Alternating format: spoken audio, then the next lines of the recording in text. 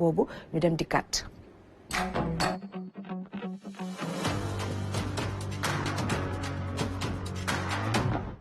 Hassana tey loo ñu indil ci en bref. waay tey en bref moom tey dama kontaan sax jóg ñëw dama lay jox en bref nii maam. déggal loolu non tey damaa kontaan. aywa taxalal. mais maam xam nga lan moo tax ma kontaan. ñi xam ne ñoom ñoo ñuy topp di am kóolute. ak contentement saa su ne di ànd ak ñun. ci muy neex ci muy naqari. ci lu ñu leen di jox ak lan leen dul ñàkk jox yenn saa yi ñu ñàkk déggoo. waaye lépp rek ngir gën a jëmale société sénégalaise ci kanam loolu mooy parce que c'est un triptyque boo xam ne dañ ko war a respecter muy aussi bien l'information l'éducation et le divertissement te loolu mooy li xam ne la télévision nationale ci loolu lay sax moo tax nag dama leen joxoon challenge man je m'étais dit d'ici juillet quoi dama wax ne non gars yi xam naa ne mais dafa mel ne gars yi ñoo la gën a bëgg mbir mi sax ngir mu gën a yegg ci fi xam ne foofu lañ koy yóotu ba ñëpp mën cee gis seen bopp moo tax maam lii ab yéene la woon goo xam ne dañ ko amoon ne woon non dinañ ko matale maam nag dafa mel ne sunu mbokku internautes yi jiitu nañ ñu ca ndax nee nañu du ñu bàyyi ñuy dem ba juillet ci digg nawet bi ñu lay wax ne dañ leen di invité matal nañu li xam ne moom mooy le million d'abonnés bi xam ne moom lañ doon wuutu ci biir page YouTube applaudissez-moi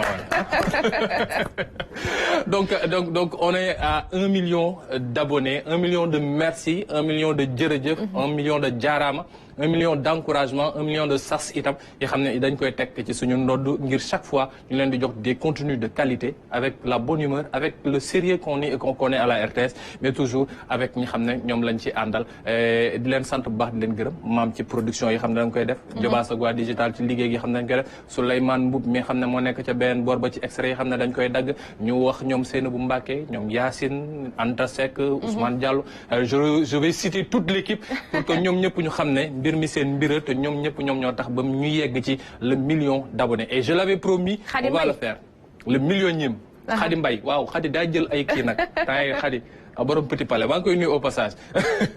donc je l'avais promis et on va le faire Inch'Allah jeudi on va faire en sorte que ki xam ne moom mooy le millionième d'abonnés sur la plateforme YouTube bu RTS rappelons que la chaîne a été créée en 2023 ñu tàmbale ko ba léegi mu am million bii nii millionième bi da ñëw fii nii man maa ko wax naa ko invité ñu teral ko Inch'Allah opération Gor ca wax ja opération Gor ca wax ja te Inch'Allah dañ koy jëfe waaw yëfu Baye Fall rek Inch'Allah donc allez encore les téléspectateurs ñi nga xamante ne saa su ne ñoom ñooy abonné ak tamit les internautes diaspora sénégalaise bi itam fàttewuñu leen surtout waa diaspora bi xam ne ñooñu rek ñoo ma xaw a jaaxal nan laay mais damay GP wala ma teg ko ci yeneen affaires yi poste moo ngi fi ñu jël affaire yi teg ko ci seen affaire ñu jël ñu yóbbul leen ko parce que non c'est dañ ciy jot c'est bien cadeau bi muy góor muy jigéen muy xale muy mag ñëpp ci jot c'est très bien ça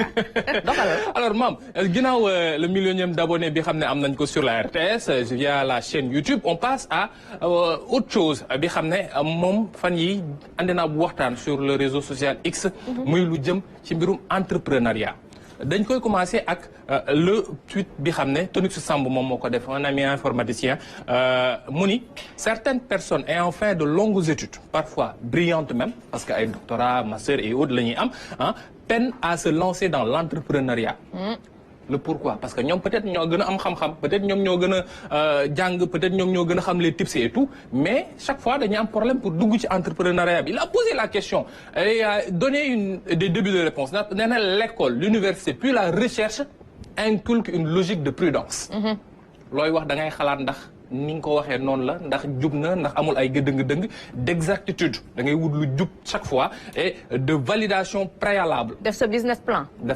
plan business model mu ni on apprend à identifier des risques à chercher des certitudes et à ne rien affirmer sans preuve or l'entrepreneuriat c'est carrément le contraire nee na l'entrepreneuriat repose sur une dynamique presque inverse nee na fi mu toll nii da ngay gis gars yi ci leneen la ñuy nekk dañuy nekk ci ay mbir yoo xam ne c'est différent ak li xam ne moom la ñuy yaakaar Fary Ndaw nekk ab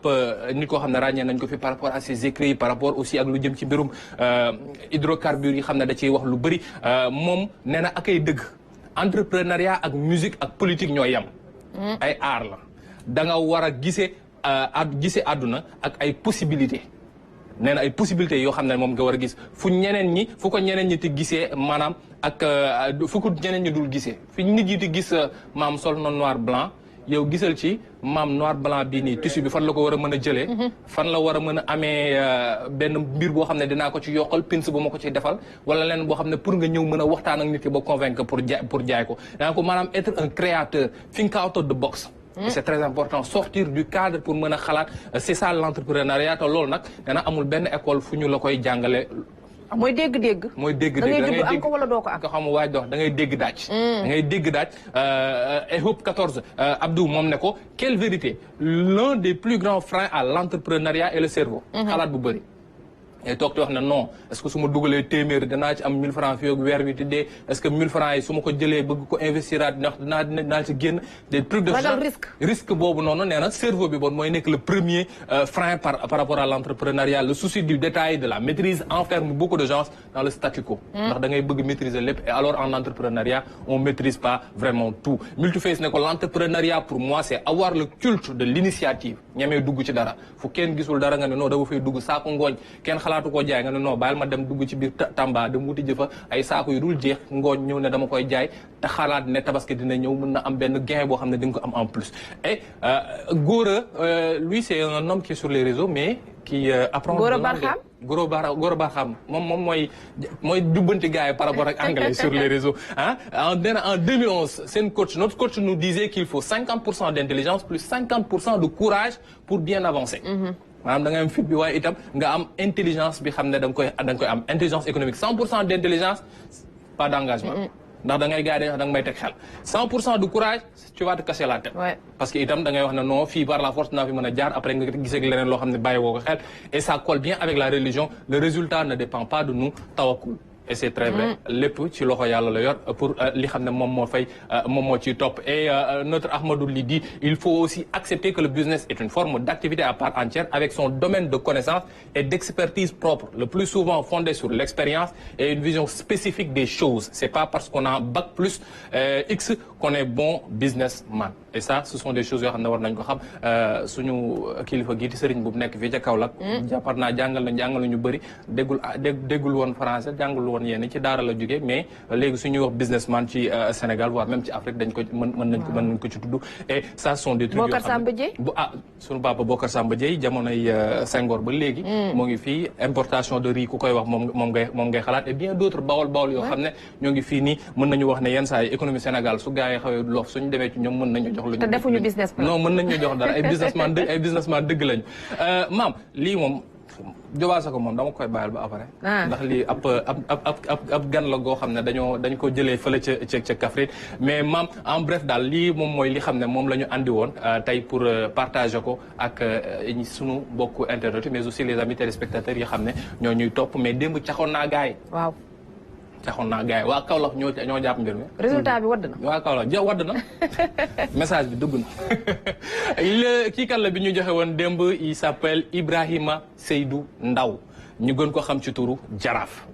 Ndaw noonu la ko waa goxamti woowee sax mu juddu ci atum 1889 fële ca Sokone il fut un résistant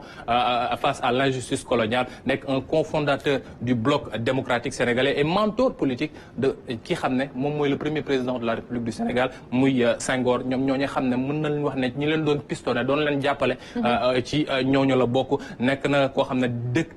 tegoon nañ ko mu nekk président de l'Assemblée territoriale avant ñuy wax ay assemblée nationale ak yu ñu mel jamonoy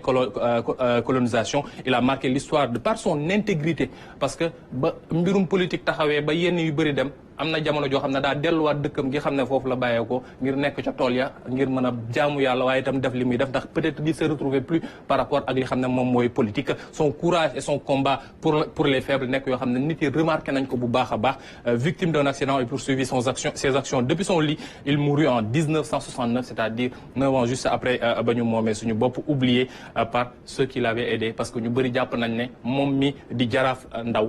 bëri na loo xam ne def na ko ci langum politique bi ci Sénégal waaye pour nga dégg fenn fu ñu limee ba limal la Jaraaf Ndaw nekk na loo xam ne lu raar la te monument yi xam ne dañ koy wax wala bërëb yi xam ne dañ koy tuddee nit moom bokk na ci ñi xam ne yelloo nañ ko et c'est lui qui a trouvé la sunu kiikat la bu dem bi il s'appelle Ibrahima Diaw nee na il s'appelle Ibrahima bon turandoom la jàpp turam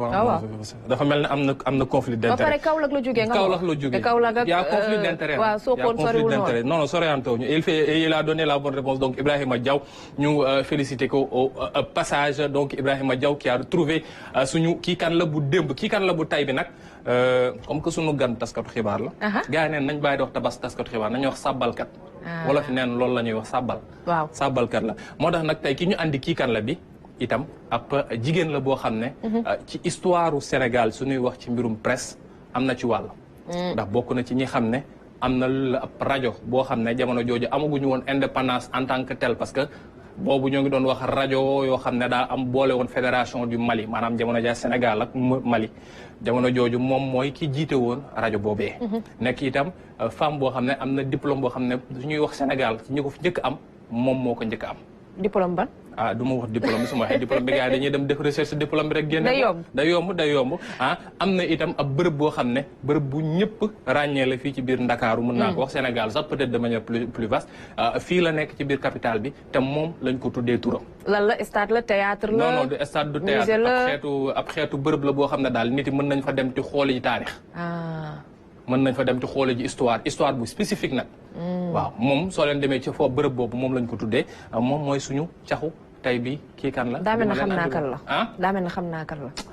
bërëb bi nekkul fu jege géej ñi. dafa mel ne damaa joxe. nekkul fu xaw a jege géej. waaye tefes daal am na boor. am na fa tefes am na tefes yow booy lébu nga nag de bàyyi si.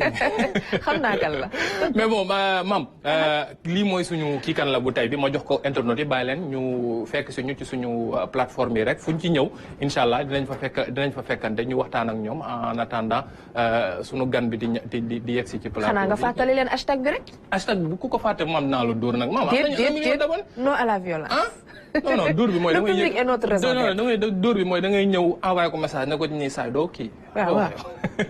yaa ngi nelaw. alors le hashtag maam est toujours le même gars yi sur la chaîne YouTube mën nañ fa dem fekk ji fa waxtaan ji 1 million c'est bon mais il faut avancer mën a ko weesu donc sur la chaîne YouTube suñ fa demee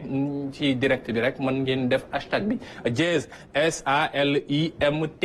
2O Salimto suñ ko bindee lépp loo xam ne dañ ko fay jàllale comme waxtaan rek incha allah ñu mën leen ko jottali ne pas oublier aussi d'aller sur l'application RTS waaye itam mën a dem ci suñu site bi www.rts.sn et sur les différentes plateformes digitales bu RTS fépp foo leen fa dugg rek jàppale na loo leen fa wax ñun nañ ko jël nañ ko jàllale incha allah. jeex na te nag lépp loo leen wax rek dañoo bëgg ñëpp jot ci ndax yéen it seen xalaat dafa am solo loolooy jëmbal démocratie bu Sénégal Diobass ma félicité la rek ci 1 million d'abonnés. merci beaucoup Mame di féliciter suñu waa cellule yëpp. mais aussi tamit di ngeen félicitation ñi nga xamante ne ñoom ñooy suñu followers yi parce que tamit mën naan tey 1 million bon diggante 2023 ak léegi lu ndaw la si li nga xamante ni mooy suñu mébét. te incha allah bon félicitations ñoom lañ koy jagleel. ñu ngi leen di féliciter bu baax a baax bon encore une fois nous sommes des serviteurs nous sommes là uniquement pour les servir. donc tamit lépp loo xam ne war nañ ko jooyante wala war nañ ko yokk rek si wàllu pas-pas bi dañ ko def pour ñu gën a bég. macha allah Xasana souligné na thématique bu am solo entrepreneuriat ñëpp dañ ciy bëgg sóobu waaye dafa mel ne du ñëpp ñoo am peut-être fibre bi wala bu ñu gisee ñu jógee ci école di gën a jafe ci ñoom par rapport ak ñi nga xamante ne jaaruñu école mais ñoom ñooy peut-être am plus de facilité pour génn ci. xam nga Sénégal soo am seetlu bu baax dafa am loo xamante ne dañ koy tuddee choix mimétique maanaam da ngay gis maam ko ji def lii rek. yow nga def même bi ci wàllu mode da ngay gis kenn sol benn yére ñu jàpp nii man tamit su ma ko solee war na ma jàpp. Obasanjo waaw li nga xamante ne mooy entrepreneuriat c'est du sérieux tey sooy xool école formation yu bëri même ñuy jàngale communication sax léegi commencé nañu ko dugal seen biir juste pour vous dire que ne rek tey nekk di yeew xam nga sëñ Cheikh ndeysaan danaa wax ni ñàkk mi ngi tàmbalee si nga xam ñaata ngay am par mois. donc aussi su fekkee tamit yàlla dimbale na rek nga xam yow am nga yenn buntu yoo xam ne mën nga fa jaar pour entreprendre. gën a yokk sa koom-koom. dafay doon lu baax. macha allah alors mbokk yi Diobass dañuy des ak moom ci Zapping Digital mais avant ça.